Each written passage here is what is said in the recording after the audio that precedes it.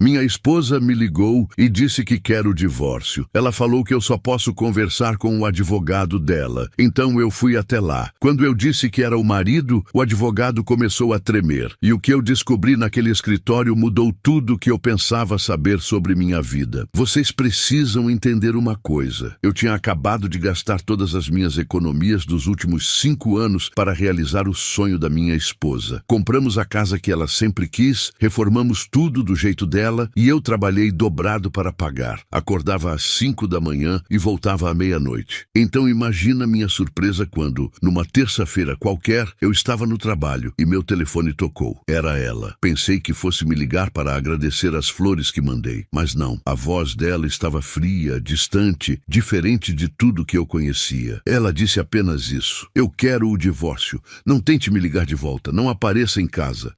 Você só pode falar com meu advogado. E desligou. Assim, sem explicação, sem chance de defesa. 12 anos de casamento terminando em 15 segundos de ligação. Fiquei parado ali, no meio do corredor da empresa, tentando processar o que tinha acabado de acontecer. As pessoas passavam por mim e eu nem conseguia me mexer. Era como se alguém tivesse arrancado o chão debaixo dos meus pés. Óbvio que a primeira coisa que fiz foi tentar ligar de volta. Chamou e caiu na caixa postal. Mandei mensagem. Nada. Tentei falar com a mãe dela. Ela disse que não podia se meter. Tentei falar com a irmã dela. Mesma resposta. Era como se todos tivessem combinado de me bloquear. Passei 3 dias assim. 3 dias tentando entender o que tinha feito de errado. Revirava cada conversa na minha cabeça. Cada discussão, cada momento, e não encontrava nada que justificasse isso. A gente não brigava, não tinha problemas sérios, ou pelo menos era o que eu pensava. No 3º dia, recebi um e-mail. Era do escritório de advocacia. Dizia que eu deveria entrar em contato para tratar dos trâmites do divórcio. Tinha um endereço, um nome, Dr. Ricardo Mendes, e um telefone. Eu olhei para aquele e-mail e pensei, se ela não quer falar comigo, eu vou falar com esse advogado. Mas aí eu tive uma ideia. Por que simplesmente ligar? Por que não aparecer pessoalmente? Talvez assim eu conseguisse entender melhor o que estava acontecendo. Talvez eu visse algo na linguagem corporal dele que me desse uma pista. Então foi isso que eu fiz. Na manhã seguinte, peguei o endereço e fui até o escritório. Ficava num prédio comercial no centro da cidade. Nada muito luxuoso, mas também nada simples demais. Subi até o 12º andar. Meu coração batia tão forte que eu podia ouvir na minha cabeça. Empurrei a porta de vidro e entrei. A recepcionista me cumprimentou com aquele sorriso profissional e perguntou se eu tinha horário marcado. Eu disse que não, mas que precisava muito falar com o Dr. Ricardo sobre um caso urgente. Ela pediu meu nome. Eu dei. Ela digitou algo no computador e disse que ia verificar se ele podia me atender. E sentei naquelas cadeiras de couro da sala de espera e fiquei ali, olhando para a porta do escritório dele. Minha mente não parava. O que eu ia dizer? Como eu ia convencer esse cara a me contar o que estava acontecendo? Será que ele sabia mais do que eu? Será que minha esposa tinha contado algo para ele? Depois de uns 10 minutos, a recepcionista me chamou. Dr. Ricardo pode te atender agora. Levantei, respirei fundo e entrei. O escritório era organizado, com uma estante cheia de livros de direito e algumas plantas nas prateleiras. Ele estava sentado atrás da mesa, digitando algo no notebook. Quando ele levantou os olhos para me ver, notei algo estranho. Ele deu um sorriso educado, mas meio sem graça, do tipo de sorriso que você dá quando não sabe muito bem o que dizer. Ele se levantou, estendeu a mão e disse: "Prazer, sou o Dr. Ricardo. Em que posso ajudar?" Eu apertei a mão dele e disse: "Sim, eu sou o marido do caso de divórcio que o senhor está cuidando. Minha esposa não quer falar comigo, então vim falar com o senhor." E foi aí que aconteceu. Quando eu disse essas palavras, a expressão dele mudou completamente. O rosto dele ficou pálido. A mão dele começou a tremer. Ele soltou minha mão rapidamente e deu um passo para trás. Ele olhou para mim como se tivesse visto um fantasma. E então ele gaguejou. Você é o marido da Ana? Eu confirmei com a cabeça. E ele pareceu que ia desmaiar. Ele se apoiou na mesa, respirou fundo e disse: Olha, eu acho que preciso te contar uma coisa. Mas antes, você precisa sentar. Por favor, senta. Aquilo me deixou ainda mais nervoso. O que diabos estava acontecendo? Por que ele estava reagindo desse jeito? Sentei na cadeira em frente à mesa dele. Ele se sentou também, passou as mãos no rosto e ficou em silêncio por uns segundos que pareceram uma eternidade. Então ele disse: Sua esposa, ela me procurou há 2 semanas. Disse que queria se divorciar de você porque você estava tendo um caso. Ela até trouxe provas, fotos, mensagens, tudo. Eu senti o sangue gelar. Um caso? Isso não fazia o menor sentido. Eu nunca traí minha esposa, nunca sequer pensei nisso. Eu estava trabalhando feito um louco para dar a ela tudo o que ela queria. Como ela podia achar que eu estava tendo um caso? E que provas eram essas? Eu olhei para ele e disse: Isso é mentira. Eu nunca traí minha esposa, nunca. E ele respondeu: Eu sei. E foi aí que tudo começou a ficar ainda mais estranho. Ele abriu uma gaveta, tirou uma pasta e colocou em cima da mesa.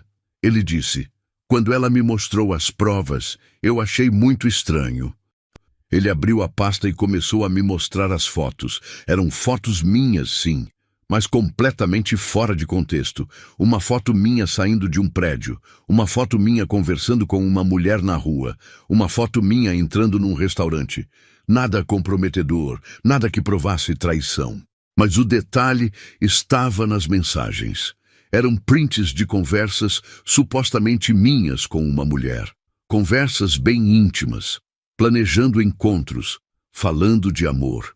O problema é que aquele não era meu número de telefone, e aquela não era minha forma de escrever. Alguém tinha criado aquilo tudo. Eu olhei para ele e perguntei: Então por que você aceitou o caso? Se você sabia que era mentira? E ele respondeu: Porque eu precisava ter certeza, e eu precisava saber quem estava por trás disso. Então eu investiguei. E o que eu descobri foi ainda pior do que qualquer traição. Ele me contou que começou a desconfiar quando percebeu que todas as provas tinham sido entregues por uma terceira pessoa. Não pela minha esposa diretamente, uma amiga dela, uma tal de Camila. Ele achou estranho e resolveu investigar melhor. Contratou um detetive particular para seguir essa Camila. E descobriu algo chocante. Essa Camila era, na verdade, amante de alguém muito próximo. Alguém que queria se livrar do casamento da minha esposa para poder ficar com ela. E essa pessoa tinha manipulado tudo, criado as provas falsas, convencido minha esposa de que eu a estava traindo. Eu perguntei: Quem? Quem faria isso? E ele respirou fundo antes de responder: O irmão dela, seu cunhado. Ele está tendo um caso com essa Camila há mais de 1 ano. E ele quer que vocês se divorciem para convencer sua esposa a vender a casa de vocês. A casa que vocês compraram juntos. Aquilo me atingiu como um soco no estômago. O irmão dela, o cara que eu considerava meu amigo, o cara que me ajudou na mudança, que foi no churrasco de inauguração da casa, que eu confiava. Ele tinha armado tudo isso, manipulado a própria irmã, destruído meu casamento. Mas por quê? Por que ele queria que a gente vendesse a casa? O advogado me explicou: A casa de vocês vale muito. Ela foi comprada em nome dos dois, mas o terreno era a herança da família dela. Se vocês se divorciarem, ela provavelmente vai querer vender a casa e dividir o dinheiro com você.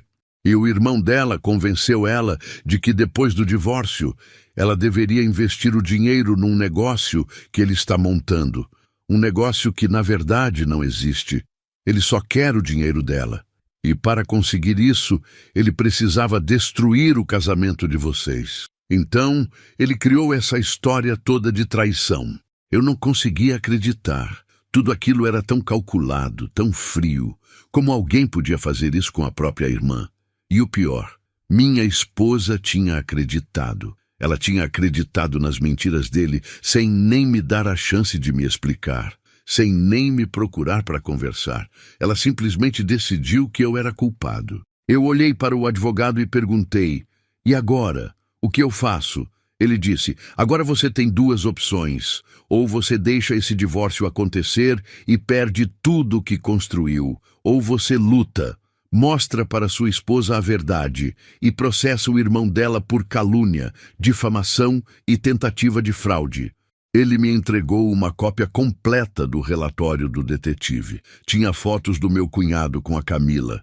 Tinha registros de conversas entre eles planejando tudo. Tinha até áudios dele convencendo minha esposa de que eu a estava traindo. Era prova suficiente para destruir completamente a história dele. Mas tinha um problema. Como eu ia fazer minha esposa acreditar em mim? Ela tinha me bloqueado, não queria nem ouvir minha voz. Como eu ia mostrar para ela que tudo aquilo era mentira? O advogado sugeriu: "Deixa eu marcar uma reunião. Eu chamo ela aqui, digo que é para discutir os termos do divórcio. E quando ela chegar, você está aqui, com as provas, e a gente mostra tudo para ela. Ela não vai ter como fugir, ela vai ter que ouvir, ela vai ter que ver. E aí, ela vai decidir o que fazer." Eu concordei. Não tinha outra escolha. Era minha única chance de salvar meu casamento. A reunião foi marcada para 2 dias depois. Esses foram os 2 dias mais longos da minha vida. Eu não conseguia dormir, não conseguia comer. Ficava só repassando na minha cabeça o que eu ia dizer, como eu ia explicar, como eu ia fazer ela entender que tudo tinha sido uma armação. Quando o dia chegou, eu cheguei no escritório 1 hora antes. Fiquei esperando numa sala separada. Meu coração batia tão forte que eu achei que ia explodir. E então eu ouvi a voz dela. Depois de semanas sem ouvir, aquela voz que eu conhecia tão bem. Ela tinha chegado. O advogado a recebeu e a levou para a sala de reuniões. Eu ouvi ele explicando que tinha uma situação importante para mostrar a ela antes de começarem a discutir o divórcio. Ela perguntou o que era. E então ele abriu a porta da sala onde eu estava e disse: "O seu marido precisa te mostrar algo." Quando ela me viu, o rosto dela mudou completamente. Raiva, surpresa, confusão, tudo junto. Ela começou a dizer que não queria falar comigo, que aquilo era uma emboscada. Mas o advogado pediu que ela ouvisse. Só ouvisse. E então ele mostrou o relatório, as fotos, os áudios, tudo. Enquanto ela via aquilo, o rosto dela ia ficando cada vez mais pálido. As mãos dela começaram a tremer. E quando chegou no áudio do irmão dela, planejando tudo, ela começou a chorar. Não era choro de tristeza. Era choro de raiva, de decepção, de dor por ter sido manipulada pela pessoa que ela mais confiava. Ela olhou para mim com os olhos cheios de lágrimas e disse: me desculpa por não ter confiado em você. Me desculpa por ter acreditado nele. Me desculpa por ter jogado tudo fora sem nem te ouvir. Eu deveria ter conversado com você. Eu deveria ter te dado a chance de explicar." E ali, naquela sala de reunião de um escritório de advocacia, a gente se abraçou e chorou pelos 12 anos que quase foram destruídos, pela confiança que foi quebrada, pela dor que os dois sentimos, mas também pelo recomeço que ainda era possível, porque no fim a verdade tinha vencido. Depois daquele dia, muita coisa mudou. Minha esposa confrontou o irmão dela. Ele tentou negar tudo no começo, mas quando ela mostrou as provas, ele não teve como escapar. Ela cortou relações com ele completamente. Disse que nunca mais queria ver a cara dele. E eu a apoiei nisso. A gente também processou ele. Por tudo. A justiça está seguindo seu curso, mas já conseguimos uma ordem de restrição. Ele não pode se aproximar de nós. E a Camila, aquela suposta amiga, também foi cortada da nossa vida. A gente descobriu que ela sabia de tudo desde o começo. Quanto ao casamento, estamos reconstruindo. Não vou mentir e dizer que está fácil. A confiança foi abalada. Mas a gente está fazendo terapia de casal, conversando mais, sendo mais transparentes um com o outro. E aos poucos, a gente está voltando a ser aquele casal que se amava antes de tudo isso acontecer. E o Dr. Ricardo, ele se tornou não só nosso advogado, mas também um amigo. Se não fosse por ele ter desconfiado das provas, se não fosse pela investigação dele, eu teria perdido tudo. Meu casamento, minha casa, minha vida. Ele literalmente salvou minha família. E eu sou eternamente grato por isso. Grato. Essa história me ensinou várias coisas. Primeiro, que nem sempre as pessoas que a gente ama têm as melhores intenções. Segundo, que a verdade sempre aparece, não importa quanto alguém tente escondê-la. E terceiro, que vale a pena lutar pelo que a gente acredita, mesmo quando tudo parece perdido. Se você está passando por algo parecido, não desista. Não aceite ser acusado de algo que você não fez. Lute pela verdade. Procure ajuda. E, principalmente, não deixe que pessoas mal intencionadas destruam o que você construiu com tanto esforço. Porque, no final, a verdade sempre vence. Sempre.